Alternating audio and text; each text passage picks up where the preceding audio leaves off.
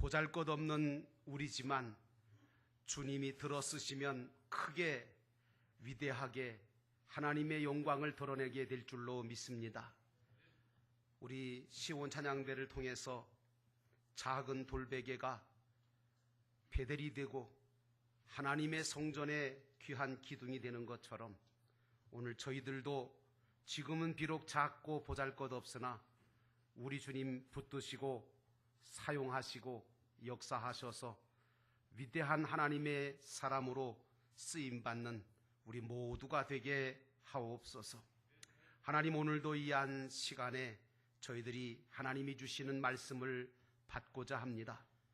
세상에서 들려오는 모든 소리들은 절망감을 주고 패배감을 주고 열등감을 주기도 하고 때로는 분노하기도 하고 정말 두려움 가운데 근심 가운데 빠지게 만들지만 하나님이 우리에게 주시는 말씀은 하나님의 음성은 우리를 살리시고 우리에게 위로와 평안을 주시고 소망을 주시는 줄로 믿사오니 그런 은혜가 오늘 이 예배 자리에 말씀 듣는 가운데 성령이 역사하심으로 있게 하옵소서.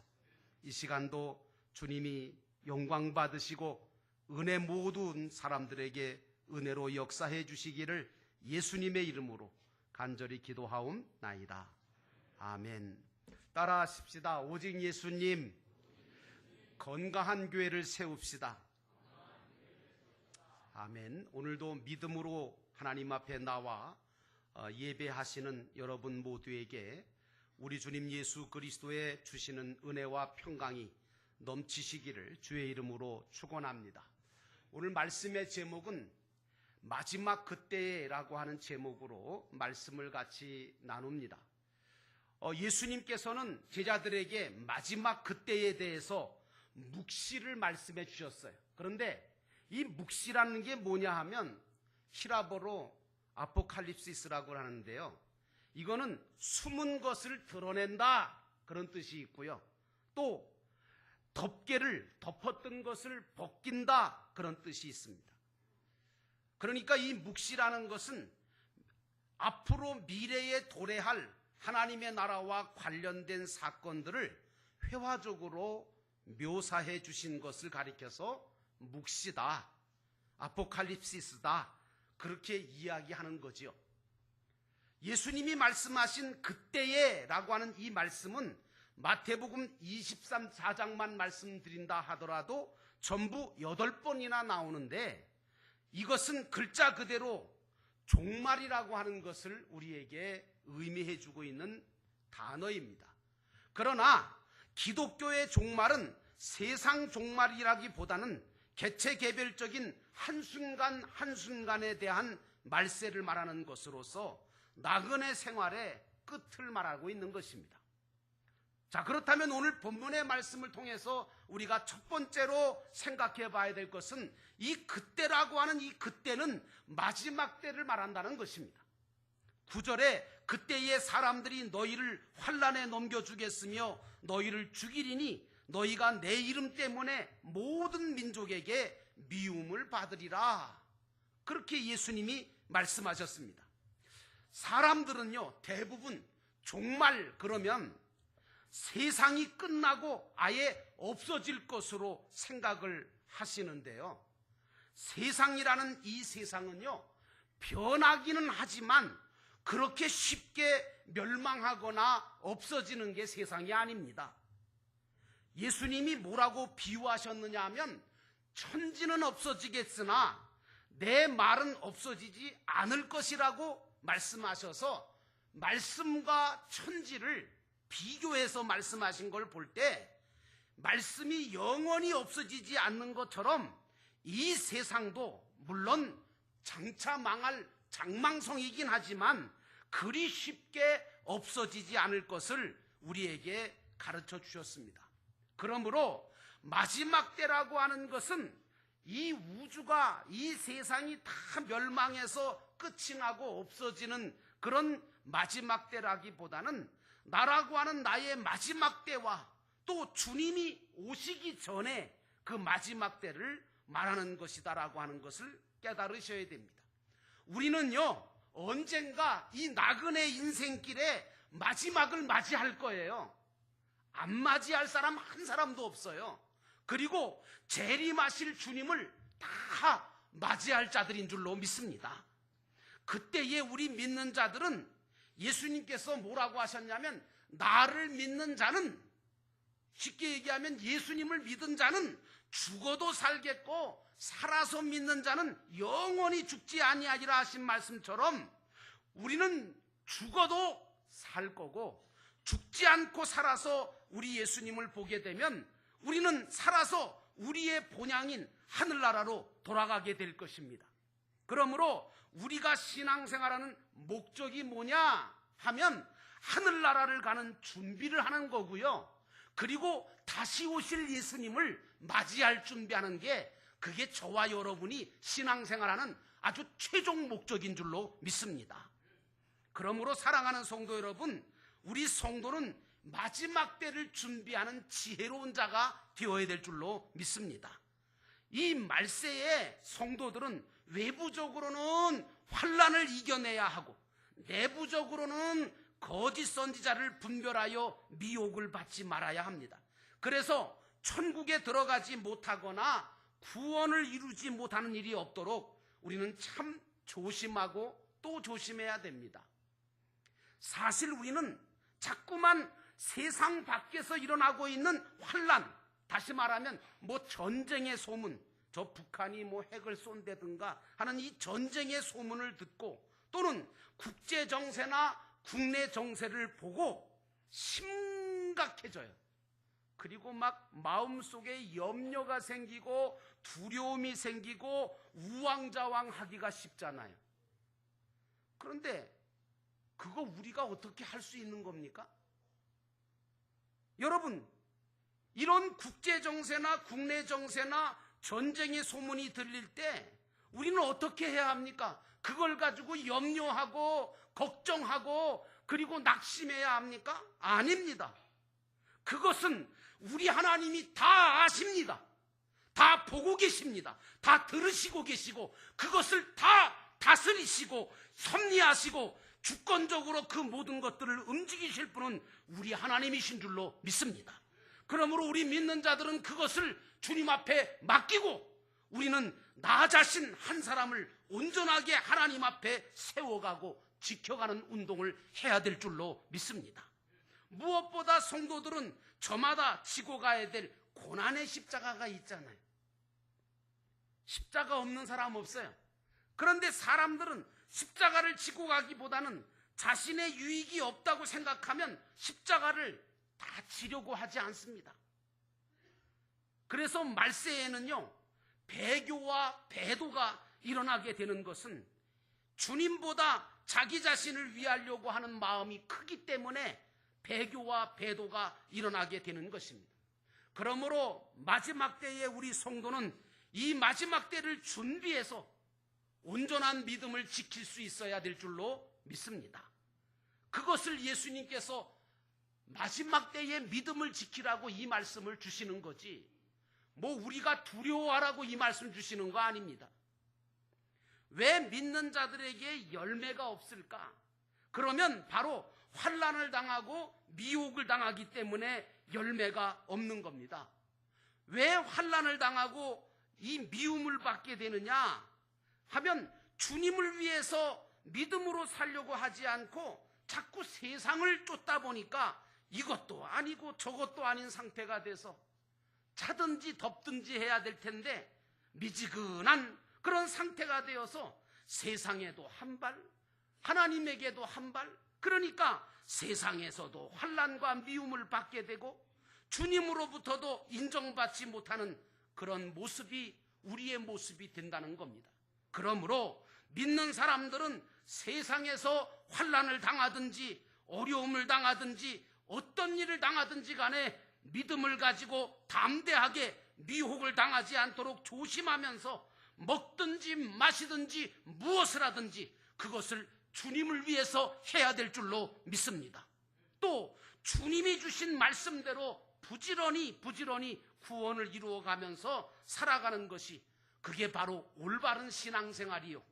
훗날 우리가 주님 앞에 서게 될 때에 주님으로부터 잘했다 칭찬받으며 상급과 면류관을 잃지 않고 받게 될 근거가 될 줄로 믿습니다. 그러므로 사랑하는 성도 여러분, 여러분은 이 마지막 때를 준비하며 지혜롭게 살아가시기를 주의 이름으로 축원합니다. 두 번째로 실족하거나 미워하지 말라는 겁니다. 10절에 보니까 그때에 많은 사람이 실족하게 되어 서로 잡아주고 서로 미워하겠으며 라고 말씀하고 있습니다. 오늘 예수님은 마지막 말세에 일어날 시대적인 징조에 대해서 아주 구체적으로 말씀해 주시고 있는데요. 사람들이요, 여러분 아시잖아요. 왜 사람들이 왜 믿다가 실족해서 교회를 떠날까요? 왜 예수님을 믿는 데서 그 믿음에서 떠날까요? 그것은요, 예수님이 믿을 것이 못돼서 믿을 분이 못되기 때문이 아니고요, 교회 공동체가 잘못된 모습을 보여주기 때문에, 특별히 먼저 믿었다고 하는 분들이 예수님의 마음과 예수님의 모습을 보여주지 못하기 때문에 그것 때문에 실족하거나 그것 때문에 떠나는 경우가 많습니다. 그래서 전도를 해보면요, 다 교회 다니다가 실족한 사람들이 더 많아요. 이렇게 실족하게 된 자들은 교회나 믿는 성도들에게 대해서 더 부정적이고 더 공격적이고 박해를 하고 미워하게 되죠. 그래서 예수님이 뭐라고 하셨냐면 너희가 한 소자라도 실족시키지 않도록 조심하라고 우리에게 말씀해 주신 겁니다. 그러므로 사랑하는 성도 여러분, 이 마지막 때에 교회와 성도가 바로 서야 된다는 사실을 기억하고 교회와 성도를 온전하게 세워가는 저와 여러분 되기를 주의 이름으로 축원합니다. 그러므로 우리는 이 교회를 올바른 성경적인 교회로 세워가야 된다는 사실입니다. 그리고 우리 믿음을 말씀이시고 반석이신 예수 그리스도 위에 세워야 됩니다. 점점 이 세상은 실족한 사람들로 가득 차게 될 거예요. 지금도 그래요. 여러분, 정치적으로 실망한 사람들이 수두룩하고요, 경제적으로 상처받은 사람들이 수두룩하게 지금 깔려 있어요. 교회 안에도 실족한 사람들이 있어서 서로 상처가 가지고 있으니까 서로 잘못을 드러내고 책잡고 미워하는 역사가 일어나기도 해요. 이런 마지막 때에 과연 우리 영도교회는 어떤 교회가 되어야 되겠다고 생각하십니까? 어떻게 하면 성경에 나오는 초대교회처럼 주님의 일을 하고 사역하면서 서로 하나가 될 수 있겠습니까? 그러므로 사랑하는 성도 여러분, 이 마지막 때에 온전한 교회와 온전한 성도가 바로 서기 위해서 여러분들은 기도하시기를 주의 이름으로 축원합니다. 결론은 성경적인 교회로 만드는 길밖에는 없다고 생각합니다. 예수 그리스도를 중심으로 한 강력한 신앙가족 공동체를 만들어야만 이 마지막 시대에 주님 다시 오실 때까지 믿음을 가지고 견딜 수 있고 이길 수 있지, 안 그러면 예수님의 예언하신 말씀처럼 다 무너져 버려서 돌 위에 돌 하나도 남지 않게 될 거라고 저는 생각합니다. 저는 마지막 이 시대에 목회하고 있는 목회자로서 기도하면서 적어도 영도교회와 성도들은 이거 어떻게 해야만 무너지지 않을까? 어떻게 해야만 이 마지막 시대에 우리의 믿음을 지켜갈 수 있을까? 이걸 고민하고 이걸 기도하고 있습니다. 그런데 감사한 거는 때를 같이 해서 40일간 교회를 놓고 교회의 중점 사역을 놓고 금식하면서 기도해 주시는 분들이 지금 계셔서 얼마나 고맙고 얼마나 힘이 되는지 몰라요. 그래서 저는 다시금 힘을 내서 우리 영도교회를 정말 건강한 성경적인 초대교회로 만들어 가려고 지금 다시 힘을 내고 있습니다. 사랑하는 성도 여러분, 이 마지막 때에 교회와 성도가 바로 서야 될 줄로 믿습니다. 여러분들도 함께 기도하시면서 이 모든 일에 협력하시기를 주의 이름으로 축원합니다. 마지막 세 번째로 말씀드릴 것은 마지막 때가 되면 미혹과 불법으로 인하여 사랑이 식어버린다는 거죠. 11절과 12절에 보니까 거짓 선지자가 많이 일어나 사람을 미혹하겠으며 불법이 성함으로 많은 사람의 사랑이 식어지리라. 이렇게 말씀하고 있어요. 여러분, 기독교의 가장 핵심이 뭡니까? 사랑이에요. 사랑. 하나님을 사랑하고 이웃을 사랑하는 사랑이 모든 것의 완성이라고 우리 예수님이 말씀해 주셨습니다. 그러므로 나는 여러분들이 하나님을 사랑하는 자가 되고 그리고 많은 사람을 사랑하는 자가 되시기를 주의 이름으로 축원합니다. 그런데 사랑이라는 것은 말로만 한다고 사랑이 아니더라고요. 여러분도 많이 경험하셨겠지만 전화 딱 받으면 ARS에서 딱 나오죠. 사랑합니다, 고객님. 사랑입니까? 사랑한다는 말은 유행가 가사에도 많아요. 근데 진정한 사랑 아니잖아요. 사랑은 말로만 한다고 사랑이 아닙니다. 표현을 해야 되고 구체적으로 사랑한다는 것을 몸으로, 행동으로 보여주어야 그게 사랑입니다. 하나님을 사랑하는 가장 구체적인 방법은 무엇이라고 생각하십니까? 여러분, 바로 지금 여러분이 드리는 이 예배가 하나님을 사랑하는 방법 중에 최고의 방법인 줄로 믿습니다. 그리고 또 무슨 방법이 있습니까? 하나님이 주신 말씀에 순종하며 사는 겁니다. 이게요, 하나님 사랑하는 두 가지 방법이에요. 그래서 하나님을 사랑하는 가장 구체적인 방법은 하나님 앞에 예배하는 거고요. 또 하나님의 말씀, 주신 말씀에 순종하며 사는 것입니다. 그러면 사람을 사랑하는 방법은 무엇이 있습니까? 그것은 하나님께로부터 내가 받은 그 가진 것을 가지고 나누는 것입니다. 그리고 사랑으로 상대방을 섬기는 것입니다. 그래서 그 사람으로 하여금 믿음으로, 신앙으로 성공하도록, 그리고 세상적으로도 성공하도록 섬겨주는 그것이 바로 사랑하는 방법인 줄로 믿습니다. 또한 상대방을 위해 희생하는 모습을 보여주는 것, 그것이 바로 사랑입니다. 그러므로 사랑하는 성도 여러분, 사랑이 넘치는 영도교회로, 그래서 하나님의 가족 공동체로 만들어 가시는 저와 여러분 되기를 주의 이름으로 축원합니다. 저는 우리 영도교회가 진정으로 하나님을 사랑하고 신령과 진정으로 예배드릴 뿐만 아니라 하나님의 말씀대로 행하는 교회가 되어야 되고, 또 모든 영혼들과 함께 나누고 섬기고 희생함으로 진정한 하나님의 나라 가족 공동체가 되기를 소원하고 기도하고 있습니다. 지금 우리 영도교회는 새로운 바람이 불고 있다고 그렇게 느껴집니다. 드디어 하나님의 때가 왔다고 생각됩니다. 한 인생을 살아갈 때에 하나님이 주시는 기회, 결정적인 기회가 몇 번 있는데요, 많지는 않지만 교회도 마찬가지로 하나님께서 주시는 때가 있는데 바로 하나님이 주시는 때가 지금이라고 저는 생각이 됩니다. 그 증거로 무엇이 있습니까? 두 교회가 하나가 되어졌습니다. 여러분, 이 일이 그렇게 쉬운 일 아닙니다.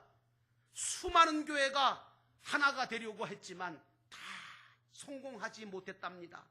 그런데 우리는 한 두 교회가 하나가 되어지는 이 역사를 하나님의 순탄한 길로 인도하시는 받아서 하나님께서 이렇게 되어가게 만드시고 있습니다. 또 수많은 새로운 영혼들을 하나님이 때를 맞추어 보내주시고 계십니다. 올해만 해도 50명 넘는 새로운 가족들이 우리 교회에 들어오셨습니다.